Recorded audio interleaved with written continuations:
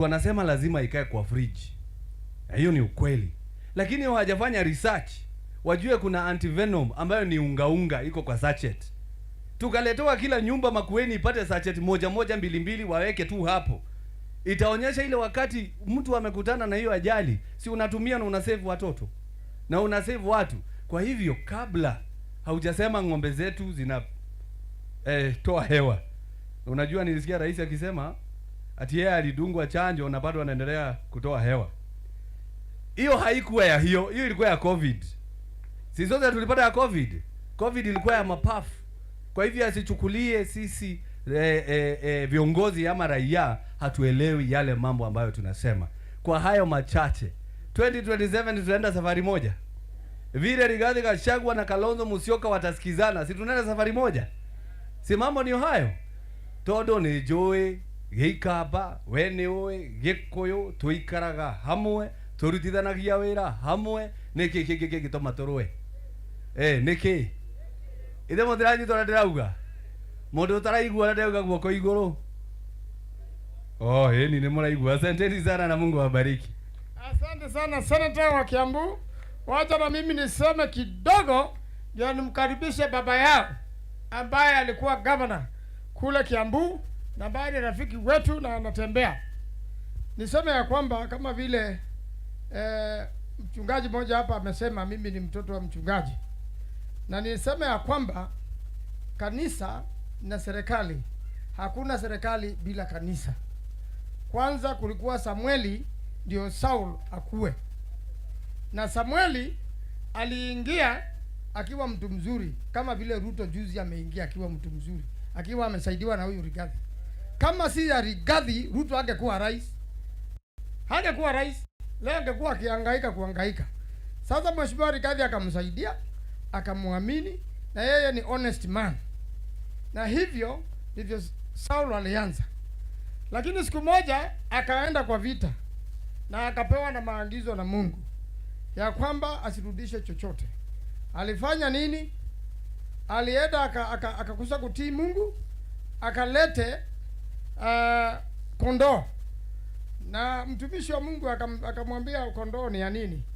Akamwambia kondoo nataka tuweke sacrifice kwa Mungu. Akaambiwa afadhali kutii kuliko hiyo nyama unasema. Hivyo ndivyo hivyo tu Mheshimiwa Ruto amefanya. Alianza vizuri, akakosa kutii Mungu, akaangaisha Mheshimiwa Rigathi bure. Hakaonga wabunge wampeleke nyumbani, mtu ambaye alimsaidia kuwa rais. Na hivyo ndio naona serikali yao imesambaratika baada ya Rigathi kuondoka. Wakakosana na kanisa Katoliki. Wakakosana na kanisa zote. Sababu sacrifice kama ya Kaini huwezi peleka kwa Mungu pesa ya wizi. Itakataliwa kama ile ya Kaini ilivyokataliwa. Hilo 10% ya ile kazi umefanya, hiyo ni ya Mungu hata si yako. Hile ingine unatoa ni sacrifice. Kwa hivyo huwezi toa pesa ya State House ambaye inafaa kufanya kazi ya State House na iko na budget. Hile inabaki kulingana na haki ya nchi ambayo ndio haki ya Mungu, unarudisha tena treasury inakuja kujenga mabarabara, inaleta venom na inafanya mambo. Kwa hivyo huwezi peleka sandaka ya ukora mbele ya Mungu na uone vyema. Ndio unaona Ruto amesambaratika namna hiyo. Na hiyo pesa ilipelekwa mbele ya Mungu kwa madharau. Pia huwezi peleka pesa kwa madharau. Ni kama bishop alitupiwa. Mungu si maskini. Na hakuna watu wako na baraka kama watumishi wa Mungu, hata kama hawana pesa. Mimi najua ya kwamba Mungu wachunga na wapea baraka. Kwa hivyo sasa nchi ya Kenya tuko kama vile Samueli alikuwa na Saulo. Na dakika ya mwisho Samueli ndio afe, alitafuta Mungu hakumpata. Akatafuta mtumishi wa Mungu hakumpata. Akaenda kwa mganga akamtolea yeye kuzimuni.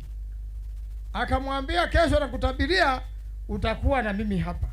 Kwa hivyo kanisa na nyinyi muombe nchi ya Kenya, tunataka amani. Sisi zote tunapenda nchi, lakini ukora ambayo inaendelea hii nchi haifai.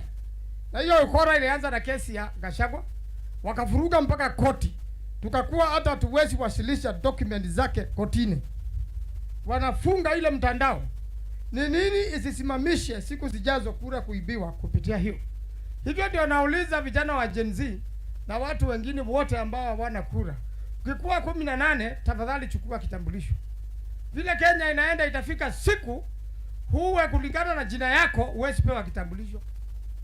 Na tena IBC ijapokuwa saa hii haina makomishona, hiyo ofisi inaendelea. Ule ambaye huko umepata kitambulisho yako na umefikisha miaka 18, enda IBC, hawa watu wako hapo, andikisha kama mpiga kura polepole. Kunafaa kuwa ile ya kutangazwa ya ghafla ile kubwa, lakini bado nataka Mkenya ajue sasa hivi unaweza chukua kitambulisho na unaweza andikisha IBC.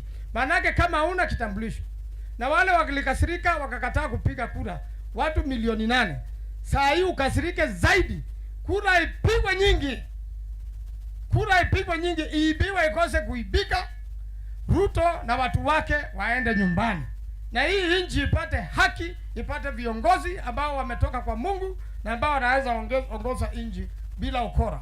Kuna ukora inaendelea sasa hivi. Kuna ile bili imeletwa bungeni kule ya IBC, yaani ile kuhesabu kura ya rais isikuwe vile tulikuwa tunahesabu, isikuwe online, isikuwe kwa mtandao ndio kila mtu aone. Kuna hiyo. Na kuna ingine imeletwa kama rais kura imepigwa na ameanguka, ama kuna shida, ati sasa kuna bili ingine inaletwa pale bunge, ati sasa kuna njia hata majeshi wanaweza peana ile nguvu ya urais. Hiyo pia ni sheria imeletwa ya ukora, na tunaomba wabunge wakatae hizi sheria za ukora. Na wasipokataa, maanake saa hii bunge hakuna. Watu wote wabunge wote wa Kenya wamebebewa akili na mtu mmoja. Hakuna. Uliona kwa kesi ya Gachagua. Wakenya sasa waamue kupiga kura kulete wabunge ambao hawatakuwa wa kununua na ambao wanahudumia wananchi. Kuna wabunge wengi sasa hivi Kenya hawaendi nyumbani. Mtu amekwamia Nairobi, amefukuzwa nyumbani, asikizani na watu. Ya mwisho tuseme ya kwamba kuna maneno imekuja ya chanjo. Na ilianzia wapi? Kuna tajiri mmoja wa dunia alikuja akasema sababu ya ozone layer na vitu zingine, mpango ya Mungu ipinduliwe. Na sababu ni biashara iko hapo, Rais Ruto amekubali hiyo maneno. Umeona watu ambao ni veterinary organization ambao ni watu wa kutibu wanyama wamesema hiyo chanjo si halali. Hiyo chanjo ni ya ukora. Hakuna mpango kabambe imefanywa. Mtu atakuja kuchanja ng'ombe kwako ya lazima ama mbuzi bila public participation. Whether they like it or not, President Ruto must know that he has broken the constitution. It is unconstitutional. He must consult Kenyans kuwa na public participation. Na watu wale experts, veterinary officers, yeye alisema ni saa DCS veterinary officer, wamesema wafanyiwe consultation ndio wamwelekeze vilivyo. Sasa hivi anakubali kuelekezwa na Bwana Sudi, ambaye alikuwa akisema ati Kalonzo hana ng'ombe, hana mbuzi, hana kuku. Nieleze Bwana Sudi ya kwamba ukienda Seikuru, ile kazi inafanywa hapo ni kulisha ng'ombe. Na kama anataka atembee kama vile Waititu ametembea, atajua kwamba Kalonzo wako na ng'ombe nyingi. Wawache madharau.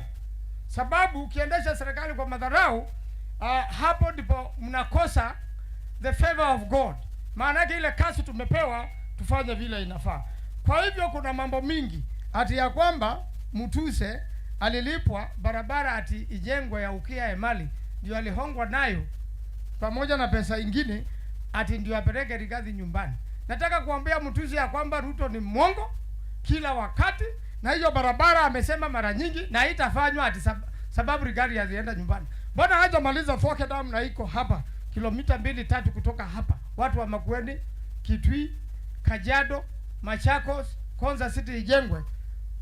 Project kubwa ilitolewa pesa na maofisa wake na ni ya African Development Bank. Sasa imekwama na kitu tunang'ang'ana ikwamuke. Kwa hivyo ile Mutuse kuuzwa, ile maneno ya Mutuse ati kundanganywa barabara itajengwa na hata ina budget, hiyo ni urongo mtupu ya serikali ya Bwana Ruto.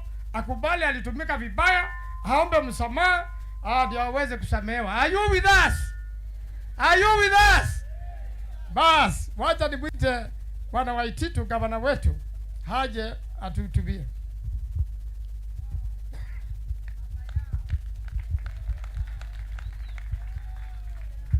Asante sana seneta wetu Bwana Maanzo, Mheshimiwa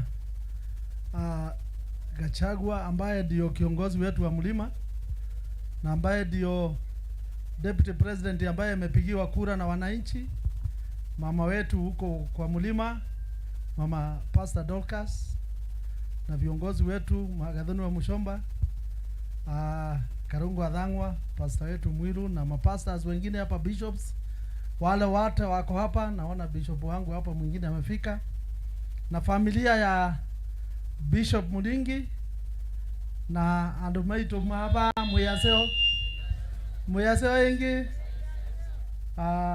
Mimi nimefurahi ku make sure nimefika hapa kwa mazishi ya mama wa Bishop Muringi. Mimi Bishop Muringi nimemjua nikiwa kijana mdogo, nikiwa ninasoma. Mimi nilimuona akitengeneza kanisa ya kwanza, akijenga kanisa kadogo hivi ya kwanza, akaanza kuwa pastor na akawa pastor wetu. Hiyo pahali alijenga alipewa na baba yangu. Baba yangu alikuwa chairman wa kijiji huko Kibira. Kwa hivyo tuko na historia mrefu sana na Bishop Muringi. Siku hiyo Excellency Mwangi Maathai ndiye alikuwa MP wetu huko Lang'ata. Ndiye alituleta huko Kibira.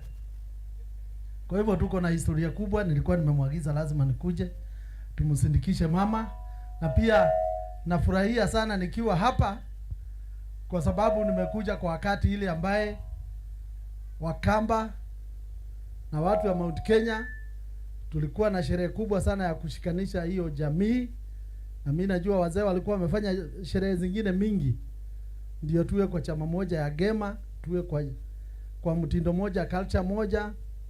Na sasa kuanzia sasa sisi tuko katika Mount Kenya East na West na Mount Kenya South, Wakamba wakiwa ndio wako kwa Mount Kenya South. Ile kitu inatufurahisha sasa ni ya kwamba vile leo tuko hapa Ukombani, sasa mjue tukiwa hapa sisi tuko nyumbani. Msifikirie ati sisi sasa vile mlikuwa natuona mbeleni ati kama wageni. Sasa tukija hapa tuko nyumbani. Ile kitu mimi nataka kusihi nyinyi jamii ya Wakamba. Unajua sisi Wakikuyu tunaongeaga na sauti kubwa na msimamo mkali kama hii ya mama huyu. Mmeona huyu Gathoni wa Mushomba, si unajua ni mkali. Sasa sisi tumezoea kuwa na msimamo mkali. Karungu Athang'wa mmesikia, na mnasikianga pia Rigiji vile yako na msimamo mkali. Kwa sababu acha niwaambie, sisi mnatuona hapa ndio sisi tulikampenia hii serikali ya Ruto mpaka ikaingia. Tukiwa tunaongozwa na huyu Rigiji mnaona hapa. Mlima yoyote 100% tukapigia kura kwa Ruto, na tuliwapigia kura wakiwa na Rigiji huyu. Kwa sababu Rigiji kiti hii ya deputy president hakupewa za ile uchaguzi umeisha kama minister. Alikuwa mbeleni kabla ichaguano wa miezi kadhaa huko nyuma. Tulikuwa najua yeye ndio deputy president.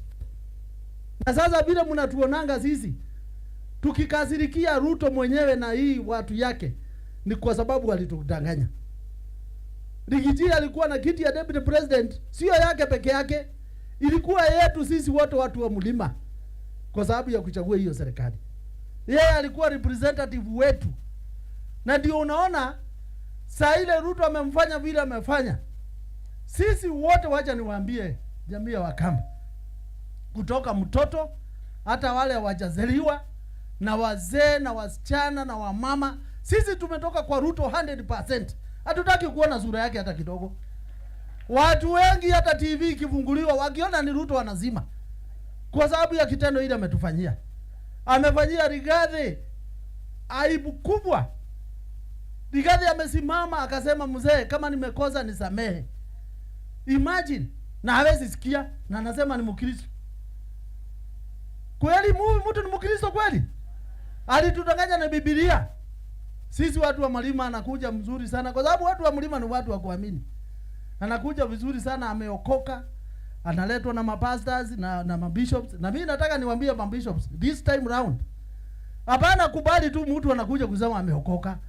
wewe chunguza mienendo yake, kwa sababu huyu mtu sasa, umeona juzi ameanza kunyemelea mabishops. Alikuwa amewaita huko State House awadanganye tena, ati tena nao wakuje wananganya wananchi. Nataka kuambia mabishops, tafadhali, saa hii bila wananchi wamelia, nyinyi mkidanganywa na mmoja mtudanganye, naye Mungu atawaona. Mungu hatakuwa pande yenu, kwa sababu watu wameumia. Saa hii watu mumeona umaskini vile umekuwa, biashara za watu zimeangamia, kazi zimekosa, watu wanaumia kwa hospitali kwa hii mfumo sijui ya SHA na SHIS na nini. Confusion tupu iko kwa serikali.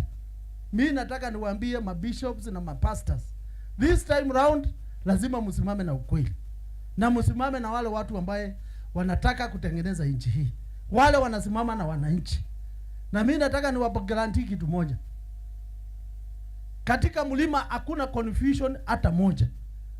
Kutoka mheshimiwa wetu, former president wetu Uhuru Muigai wa Kenyatta ameshabariki tufanye kazi na mheshimiwa Kalonzo na mheshimiwa Rigathi Gachagua.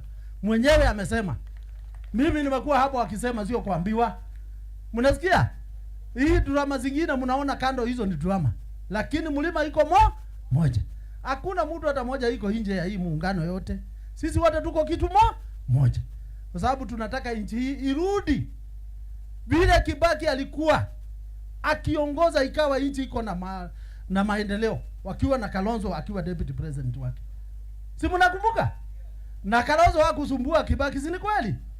Wakafanya kazi, wakaleta free education, ndio hao walileta hata hizi simu za mobile, wakaleta boda. Maisha ikawa rahisi na ikawa na mwelekeo. Tunataka ile serikali inakuja, tafadhali mjue mheshimiwa Rigathi, wewe ingia ndani mkiwa na Kalonzo, mrudishe vile Kibaki alikuwa amefanya. Hii nchi rudi, watu wote wao wakijidai kuwa wa Kenya. Lakini saa hii kila mtu analia. Hakuna bali unakuta mtu anasherekea. Watu hata kukula ni shida, wengine kupata pesa ni shida. Saa hii tunajua shule zinafunguliwa. Kuna wazazi wengi sana saa hii hawajui vile watarudisha watoto shule. Ama ninasema uongo? Kwa hivyo lazima nchi hii irudi pahali ilikuwa, na ndio unaona sisi ni mmoja wale walidanganywa. Sisi kama kuna watu ambaye Ruto anajua kudanganya, mmoja anaitwa baba yao. Lakini naye siku moja atakuja kusema kweli yako na bahati. Ruto tulipatia serikali ya kikua mzuri kabisa. Ona sasa. Unajua by the way tu naonaga kama Ruto alibadilishwa. Ile Ruto tulikuwa naye tukifanya kampeni tulikuwa naona ni mwerevu, ana maarifa, ana idea, anasema atafanya. Sasa sisi naonaga mtu ambaye anasema hivi, akipanua mdomo watu wote wanajua anataka kusema uongo. Si hata nyinyi mnajua hivyo? Akipanua mdomo anataka kusema nini? Uongo. Ama namna gani? Lakini tunaambia wananchi, don't lose hope. Juzi mliona ni jana ama ni jana. Can you imagine wana madharau kubwa sana kwa mheshimiwa Kalonzo Musyoka. Wanasema hawezi kuwa hata na ng'ombe hata mbuzi. Ati anaongea nini maneno ya ng'ombe na mbuzi na hana. By the way, wacha niwaambie, ukiwa nataka kuona ng'ombe kama zile zinaonangwa huko showground, ng'ombe zile kubwa na mbuzi kubwa mingi, enda kwa mheshimiwa Kalonzo Musyoka hapo. Kalonzo diako na zile ng'ombe mimi sijaona mtu mwingine naye kwa boma yake. Tena ng'ombe mingi, lakini Kalonzo unajua ni mtu wa kujifanya tu mpole tu. Sio mtu wa kujigamba, si ndio? Sasa wanamdharau kwa sababu wanafikiria wameiba pesa yote. Sasa wanaona kama yeye anakaa tu hivi baridi kama hana pesa. Si ndio? Waacha wajue. Hiyo mambo wanatuletea sisi tunajua ni hii ni deal, wanakulia pesa hii chanjo. Usifikiri ni kitu kingine. Ni hii ukora tu kama hii adani tu, kuna pesa inataka kukuliwa hapo katikati. Lakini wananchi wamesema no tu hiyo chanjo, si ndio? Watu wakamate tutaenda njia moja. Neto odhiba mwe. Tuenda mumine maundu asuma kuasiate aiko ni ngei. Maundu ma aiko ni ngei ni siatheli. Ni siatheli letuo. Ukiona Mkikuyu unaona umeona ndugu ya? Ama namna gani? Mungu abariki sana na tuko pamoja. Thank you so much. God bless you. Na niko proud sana na maanzo. Maanzo sisi wote tunampenda kwa mlima kwa sababu ya ile kazi na msimamo amekuwa naye, na mjumbe hapa sijui anaitwa Kipasu, hata yeye alisimama na Rigiji akatufanyia heshima kubwa sana. Na kwa hivyo tafadhali, mkiwa na Maanzo muko na dume, si ndio? Hiyo mtuze yake ya Mungu hiyo, vile Kalungu amesema alikuwa anataka kutumiwa kugonganisha jamii ya Wakamba na ya Wakikuyu, lakini sisi Wakikuyu ni werevu, mnasikia? Haiko utia tu manu. Uwezi kuja tu ati hongo hapo, kuja tu hapo ati ufikiri Wakikuyu atakazirika. Niliona juzi wanasema ati barabara zile zilikuwa nataka kujengwa kwa mlima, ati ndio mtuzi anapewa, ati wakifikiri Wakikuyu atakazirika. Sisi ya Wakikuyu tuna akili mzuri na tunajua mtuze wewe ni pesa ulipewa ndio uharibu uhusiano wa Wakikuyu na Wakamba, lakini utatoka hakuna Mkikuyu atakazirika juu ya hiyo. Asante. Asante, niletoe mic nyingine. Unajua sasa tumefika level, tafadhali. Kuna ile mic nyingine mzuri hapo. Si umesikia vile baba yao ameongea? Tunasema reject the vaccination. Reject. Sema reject. Reject the vaccination. Reject. Sema reject. Ruto amesikia vaccination yake ya ukora imekuwa rejected. Sasa unajua Pastor Dorcas ni mama wa taifa, mama wa kweli kabisa. Hata siku nyingine amekaribisha mimi, nikaenda nikakula githeri tamu sana hapo kwake, na nilikuwa na vijana wangu. Kwa hivyo nataka kumkaribisha pastor ambaye ni mtumishi wa Mungu na ambaye ndio aliomba sana na akaleta Rigathi, wakapata baraka. Hii serikali ikaingia pepo mbaya. Kwa hivyo pastor, mko na kazi ya kutoa pepo pale kwa serikali ya Ruto. Imejaa mapepo ya uongo, mapepo mengi sana imejaa pale. Ushetani umeingia mpaka wamekosana na kanisa kabisa kila mahali, na watumishi wa Mungu wako na baraka na wana matumaini. Kwa hivyo pastor, tafadhali, kuna mic yako hapa, karibu utubie watu wa Mungu. Na najua umepeana pole sana hii boma ya rafiki yako. Asante.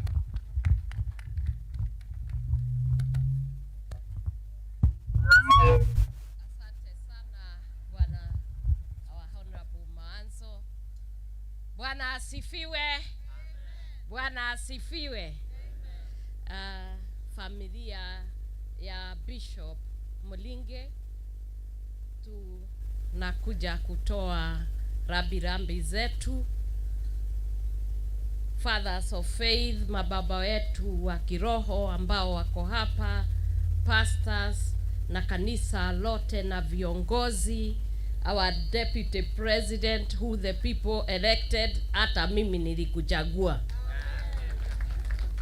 You are my deputy president and I'm proud of you.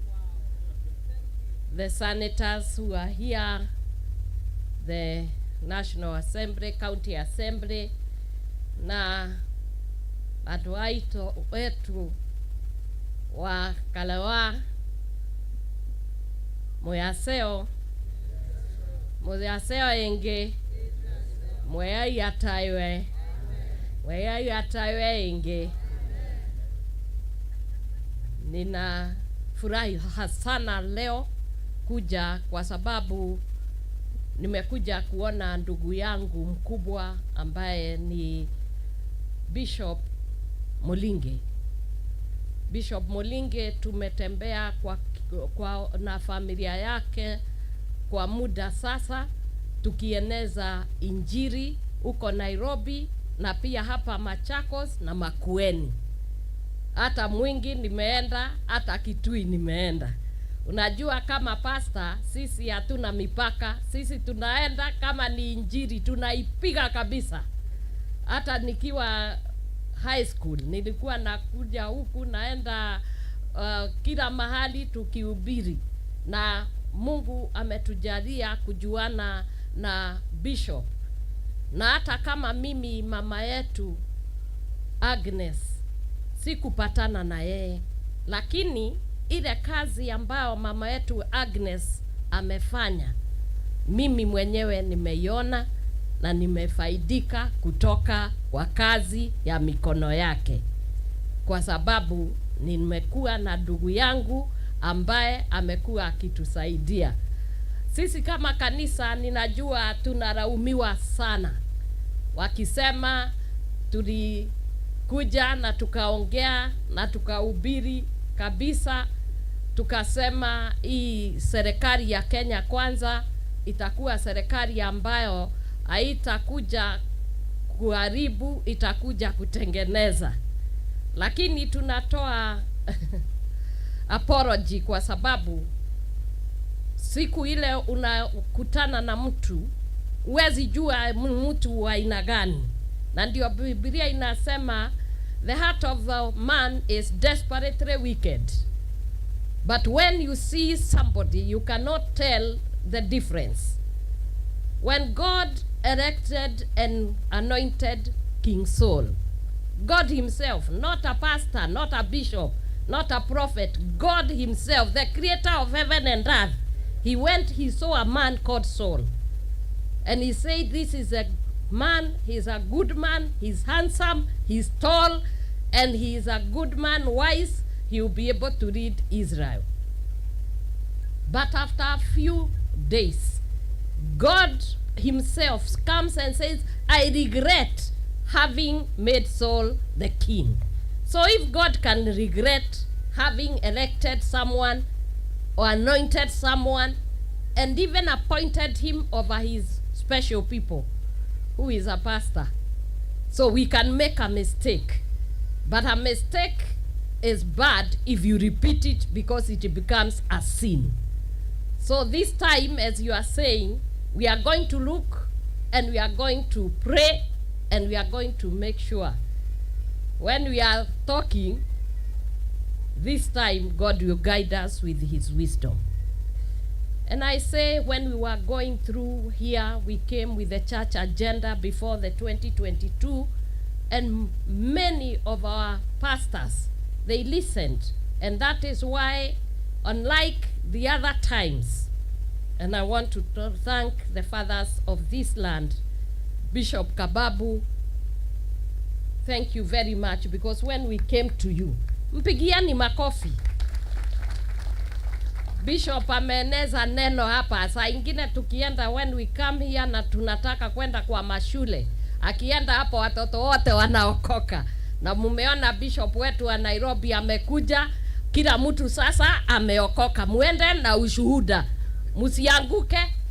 Uliona tumeambiwa tuende tufanye watu kuwa disciples, na kutoka leo nyinyi mmekuwa disciples kwa on behalf of our mama Agnes. So today it is one of the greatest days where even the bishops and pastors wameokoka la pili. So our mother was a great woman and we are very happy to be here.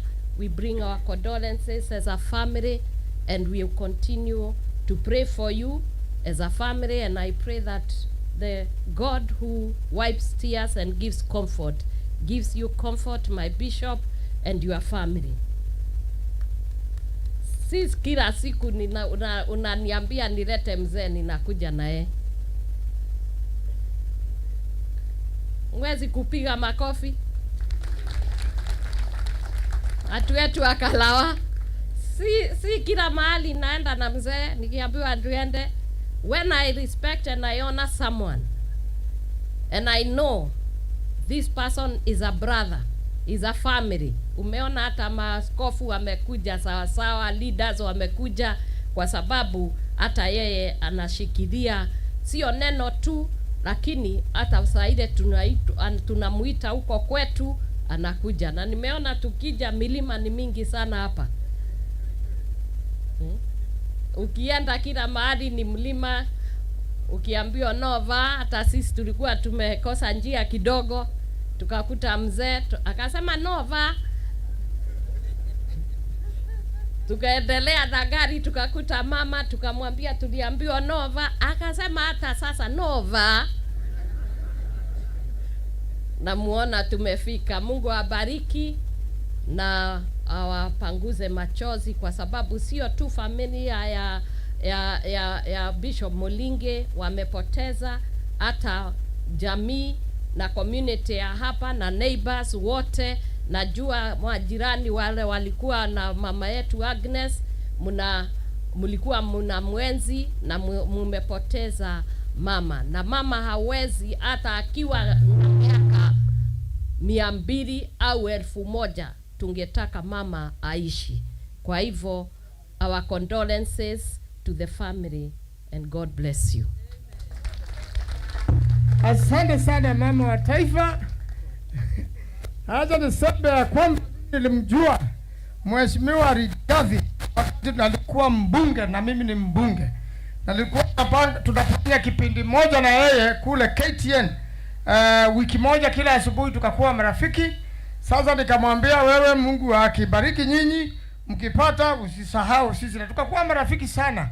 Hata wakati tulikuwa tumenyang'anywa security, akasema Maanzo arudishiwe security yake. Kwa hivyo tumekuwa marafiki, na tena wakati tuliona sasa ameanza kusukumwa, na mimi nikasema huyu namjua kutoka kitambo, and is a truthful man. Shida yake kubwa ni kukuwa truthful, na alikuwa na wakora ambao alikuwa anataka kuiba hiji ya serikali. Hakuwa na maneno mengi sana. Kwa hivyo mheshimiwa, karibu, makofi kwake. His Excellency Rigathi Gachagua, Second Deputy President of the Republic of Kenya and the People's Deputy President. Thank you. Tafadhali tuketi. Familia ya mama ambaye amelala hapa, Agnes Mwikali,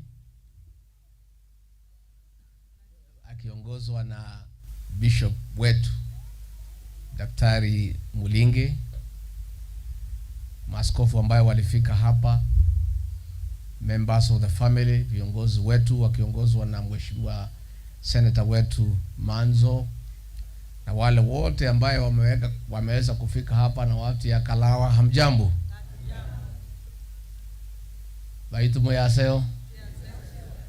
Moyaseo ingi? Moyaini museo? Na mabinda onde? God is good and all the time. Nisalimieni ya hewa. Bwana Yesu asifiwe.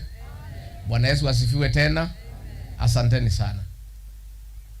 Bishop na familia yenu, tungetaka pia kuleta rabirabi zetu. Mimi na mama na watoto wangu tumefika hapa kumsindikisha huyu mama shupavu ambaye Mungu alimbariki akaishi miaka mingi. Na kwa sababu huyu Bishop Dr. Mulingi ni family friend wetu, ndio tumefika hapa, kwa sababu tangu wapatane na Pastor Dorcas tumekuwa pamoja kama familia na tumekuwa one family. Kwa hivyo ndio tumefika hapa pia kuja kutoa heshima zetu za mwisho kwa huyu mama kiongozi ambaye amefanya kazi nyingi sana ya kuzaa na kulea watoto 10, watoto ambaye pia ni viongozi, watoto ambaye pia ni watu ya heshima. Na kwa hivyo tuko hapa kwa sababu ya kutoa hiyo heshima, kwa sababu mambo ya urafiki ni mambo ya maana sana, na sisi tunataka we create relationships, watu wajuane, wapendane, ndio tukiendelea mbele unakuwa na marafiki kila pahali katika Jamhuri ya Kenya. Kwa hivyo mimi pia nimefurahi sana kufika hapa Makueni. Tumekuja kwa hii milima, tukaona hii pahali iko mzuri sana, iko green. Sijui kama inakuwaga namna hii throughout ama ni wakati ya mvua. So karibu nianze kusema nitafutiwe shamba. Tukaona maembe, tukaona watu na tukafurahi sana. Kwa hivyo sisi tumekuja tu kwa sababu ya hiyo urafiki na kusema poleni kama familia, na tunaomba Mwenyezi Mungu ampatie nguvu ya kukubali na kuitikia yale Mungu ametenda. Viongozi wameongea mambo mingi sana hapa, mimi naunga yote mkono. Sisi tuko katika harakati za kutengeneza urafiki wa maana. Sisi wale tumetoka pande ile ya mlima, juzi tumeshikana kama Gemba, Ikoyo, Embu, Meru, Anakamba. Na hiyo sisi zote tukasema ni sawa. Na sisi tunataka kusema hiyo mlisema mjulikane kama Mount Kenya South, tumekubali. Ndio Mount Kenya yote ikuwe kitu kimoja. Na sisi na nyinyi we are cousins. Sisi ni cousins. Hata tunashangaa ni nani alikuja katikati yetu, tumekuwa hatutembei pamoja. Hii miaka yote tukienda pande hii mnaenda pande hii. Na sisi ni watu mo. Lakini tunasemaga God's timing is wakati umefika. Sisi tuko na shukurani kubwa sana wa jamii ya Wakamba kwa kiongozi wetu Kalonzo Musyoka Stephen, kwa chama cha Wiper, kwa maseneta hawa wetu, kwa wabunge wetu. Mumetuonesha sisi urafiki wakati tunatiwa aibu na wale ambaye tulisaidia. Nyinyi hatukusaidia nyinyi, tulisaidia wengine. Wametugeuka, saa ile wanatutesa, nyinyi mumekuja kusaidia sisi. Sisi ni watu ya shukurani sana. Na hatuwezi sahau ile watu ya Wiper kiongozwa na Stephen Kalonzo Musyoka, mumetuonesha juzi, imetengeneza urafiki wa kudumu na wa maisha kati ya nyinyi na sisi. Na sisi si watu ya kuongea hivi hivi. Tukiamua watu ni marafiki zetu, inakuwaga namna hiyo. Pia tunakumbuka mwaka wa 2007. Kiongozi wenu Stephen Kalonzo Musyoka alisaidia Mwai Kibaki akiwa na matatizo, ameshida kura ya rais lakini hana wabunge ya kuendesha serikali. Kalonzo akakuja akamsaidia Mwai Kibaki, akasaidia serikali yake, na hiyo serikali ya Kibaki na Kalonzo ndio ilifanya ile maendeleo ya uchumi haijaonekana Kenya tangu independence. Na sisi tulisahau kulipa Kalonzo hiyo deni. Iko. Na sisi ni watu ya kulipa madeni. Tulikuwa na ya Ruto, tumelipa. Sisi hatuna deni yake sasa. Si tumelipa yeye. Tulikuwa tunataka kulipa na installment, tumemlipa the first installment na ameleta madharau. Tumesema hiyo deni imekui. Sisi hatuna deni yake. Sisi tuko free. Sasa tuko na madeni nyingine kidogo kidogo, ndio tunataka tulipalipe madeni. Tukae bila deni. Si ndio? Sisi tuko na deni ya Kalonzo na nyinyi. Kwa hivyo mimi nataka niseme, tunaongea na kiongozi Kalonzo, mimi na viongozi tunaongea. Na tutapanga vizuri. Na Wakenya wengine, kina Eugene Wamalwa, wengine kila pahali huko Masaini, we are talking as Kenyans, tukitafuta njia vile tutajipanga vizuri kwa sababu ya uchumi wa Kenya yetu, na tumalize mambo ya uongo katika hii Kenya. Tunataka hii Kenya isonge mbele. Yangu tu ni kuomba nyinyi watu ya Ukambani, hii uongozi na siasa ni hesabu. Nyinyi mjiandikishe kura. Vile nominated MCA amesema hapa, huyo mama ameongea vizuri. Amesema uongozi ni kujiandikisha kura na kupiga. Tukipiga hesabu, Kaiza hii ndio uongoze inatakana 50+1. Na nyinyi lazima muongeze kura yenu sasa. Tunataka Ukambani hii, Kitui, Machakos, Makueni, wale wako Taita Taveta namna hii, vijana wote wajiandikishe, majenzi wajiandikishe. Tunataka mtafute, mujaribu 3.5 to 4 million. Mkishafikisha hiyo mnitafute. Mtafikisha? Ndio tupige hesabu. Hii maneno ni hesabu, mtu asikudanganye. Ni hesabu. Sisi pale kwetu tunataka kusukuma up to 10 million. Na nyinyi msukume 4. Wengine wasukume. I want to challenge you, mjue kama mnataka tukue pamoja kwa serikali. Hii serikali haiwezi kuta wewe ugua kwa nyumba. lazima mtoe watoto waende wajiandikishe kura. Wale wamefikisha 18 years washike kitambulisho. Wakishapata kitambulisho, hata kama hakuna IBC, ukienda constituency office kura inaandikishwa. Msigoje mpaka siku za mwisho. Muandikishe kura za kutosha. Then sisi tutafutana na Kalonzo, na sisi na marafiki wengi sana tunaongea. Na tuko na formula. Na sisi Waititu na Wamuchomba atakwambia sisi hatuendage pahali ya kuanguka. Hatuko. Pahali utasikia sisi tuko ndio itashinda. Sasa kama tutakuwa na nyinyi mtakuwa washindi. Mnataka tukue pamoja? Mnataka tukue pamoja? Sisi pahali tunakuanga all the time. The winning team, we are always there. So, since sasa tumesikizana tukue pamoja, we are the winning team. Lakini lazima mfanye yenu. Muko na kibarua kidogo. Nataka muongeze registration of voters. Muongeze registration of voters. Na siku pia ya kupiga kura ikifika, mkuwe kama sisi tunapigaga 99%. Na hiyo hesabu tumepiga vizuri na akina Kalonzo na Wamalwa na wengine tumepiga hiyo, tumepiga kwa meza. Lakini hii ya meza bado tunapiga sasa pale kwa meza. Kwa meza tunaona inaingiana. Lakini tunabakisha to translate the theory into practical. Mtajiandikisha? Mtajiandikisha? Na nyinyi msikuje watu ya kudanganywa dakika ya mwisho na wale wamezoea kudanganya nyinyi.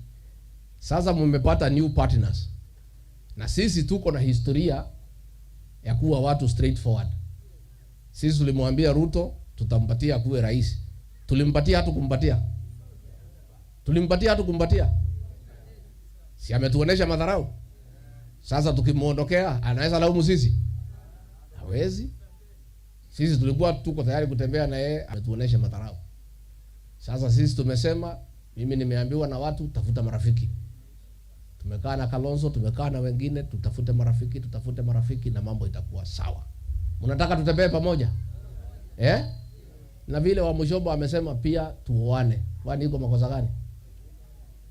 Wasichana wenu tuoe kwetu na nyinyi mchukue wasichana wetu. Kwanza wale mnapenda biashara, mchukue wasichana kwetu wakuja waoneshe nyinyi biashara. Wachungie nyinyi mali na kumuonesha njia ya kutafuta mali. Nikimalizia niseme, nauliza viongozi wetu wa serikali, tafadhalini. Hii maneno ya kutukana wa Kenya na kuwakemea na kugombanisha hawa, hakuna haja. Kama ni chajo ya ng'ombe, kuja eleza mkulima si ng'ombe ni yake. Ongelesha yeye polepole, hii chanjo inaweza saidia na njia hii na hii na hii. Unataka ama utaki? Aseme anataka ama hataki.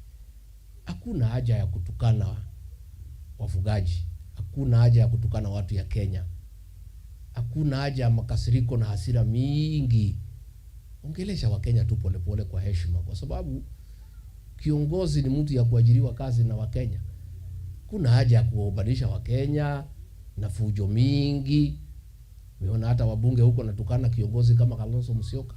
Mbunge tu anasimama na kumtukana, kumkosea heshima. Na ni kiongozi ambaye yako na wafuasi wengi, ni kiongozi ambaye ni shupavu, ameongoza miaka mingi kwa Kenya, unamkosea heshima. Kiburi imejaa kwa kichwa. Mumefura kichwa kwa kuiba mali ya Wakenya. Si wamefura kichwa? Wamefura kichwa. Sasa hao walikuwa wanapanga Christmas. Wananunua mbuzi ya kwenda Christmas. Nyinyi kuna Christmas mmepanga. Sasa iko haja gani ya kwenda kutukana watu, kukosea watu heshima, kuwagobanisha, kuwapigia kelele? Tuheshimu wa Kenya, kwa sababu hata kama hawana mali, hata kama wako na shida, heshima tu ni ya maana. Hata watu maskini wako na heshima yao. Hata kama mtu ni maskini, si umheshimu tu na umaskini wake. Hiyo tu ndio tunaomba. Ingine tumeona saa ile watu napanga kwenda Christmas. Watu ya serikali waende wafurahie Christmas. Wamenunua mambuzi na nini, wamebomolea maskini manyumba, watakaa nje wakati ya Christmas. Hii maneno ya kubomolea maskini manyumba yao. Tumeona pale Nairobi akina mama wanalia, hawana bahati ya kukaa wakati ya Christmas. Si mungengoja hata wakule Christmas kama lazima mbomoe mkuje mwaka ujao. Na hii ni mambo tulikuwa tumesema kwa serikali yetu, mambo ya kubomolea watu hatutafanya. Kwa hivyo tunaomba tafadhali tukuwe na huruma kwa watu maskini, kwa Wakenya wa kawaida. Tusiwahangaishe, tusisumbue hawa, tuwapatie pia nafasi waishi kama Wakenya, kwa sababu ni muhimu sana. Kwa hivyo mimi ningetaka niseme watu ya Makueni nimeshukuru sana. Sana sana. Na mtaanza kuona sisi huku tukija kutembea. Mnataka tukuje? Sisi tunataka tutengeneze uhusiano ya kisiasa ya miaka na miaka. Na this coming election ndio tutasil urafiki wetu kwa debe. Najua urafiki inakuja pale kwa debe. Nyinyi mlikuwa mnaweka debe yenu, sisi tunaweka yetu. Sasa tunataka tuweke debe moja. Tutaweka debe moja? Na tutakubaliana, hakuna shida. Tutakaa viongozi, tuone vile tutapanga vizuri, tukae, tukuje tumwambie nyinyi mpango ni huu. Nyinyi sasa mfanye yenu. Bora tutafute serikali ya kulinda uchumi na ya kuheshimu Wakenya, na sio ya utawala ya lazima na kutumia DCI kufanya siasa. Mtu akisema kitu huko kwetu siku ya Jamhuri Day watu walikataa kusikiza hotuba. Sasa viongozi wanashikwa ati watu hawakusikiza hotuba ya rais. Sasa raia anasema simshike sisi. Si hao ndio walikataa kusikiza. Sasa utashika kila mtu. Vile mimi naona hii Kenya ikienda itabidi hii maseli panuliwe. Sababu kila mtu amekuwa kichwa ngumu. Watu wamechoka, watu wamerevuka. Sasa ukiwa kazi yako ni kushika watu, utashika mpaka nani? Hii watu watakaa jela gani? Na jela zimejaa tayari. Si usungumzie watu ujue ni kwa nini wanakataa kusikiza hotuba. Si urekebishe hiyo hotuba uweke mambo ya ukweli. Hakuna haja ya kuhangaisha viongozi, ma-MCA wanashikwa, MPs wanashikwa, nani nashikwa. Sasa utatawala namna gani kupitia polisi? Polisi hawezi saidia mtu kutawala. Utaongelesha Wakenya vizuri, ujue ni kwa nini wamekasirika, urekebishe. Ukirekebisha basi utakuwa na amani. Lakini kushika watu na kufungia hiyo hapana solution. Sasa tuliona huko jana Nyandarua watu wamejaa kwa barabara, nasema usike MCA ni sisi. Tumejilete, fungia sisi. So hiyo maneno ya uongozi wa lazima na wakifua hawezi fanya kazi katika Jamhuri la Kenya. Kwa hivyo mimi nimeshukuru sana watu ya Kalawa. Hapa ndio kwa Joseph Munyao. Huyo mzee unajua alikuwa rafiki sana ya Mwai Kibaki. Si mnajua? So tulijua Boni kwa sababu kupitia huyo mzee zamani. Alikuwa rafiki sana ya mzee Mwai Kibaki mpaka kuwa waziri katika serikali yake. Na alikuwa secretary general ya chama cha DP wakiwa pale na mzee Mwai Kibaki. Kwa hivyo tukiwa hapa tunajisikia tuko nyumbani. Tumeshukuru sana kwa vile mmetukaribisha, na Mungu akitujalia tutakuja tena na tena. Na asanteni sana kwa huyu Senator Manzo, ni kiongozi wa maana sana. Mtamshikilia? Na ni wakili shupavu na anatusaidia sana. Watu wetu wakishikwa anaenda kuwatetea. Na pia anakuwa pale kwa ma-TV kila asubuhi. Ako na akili mingi zaidi na Kiingereza mingi zaidi. So mtaendelea kumshikilia? Pia mbunge wenu hapa mwambie nimesema asante sana. Kivasu alitushikilia pale. Alitushikilia pale siku tulikuwa na matatizo, tulishukuru sana. Kwa hivyo asanteni sana, Mungu awabariki. Thank you very much.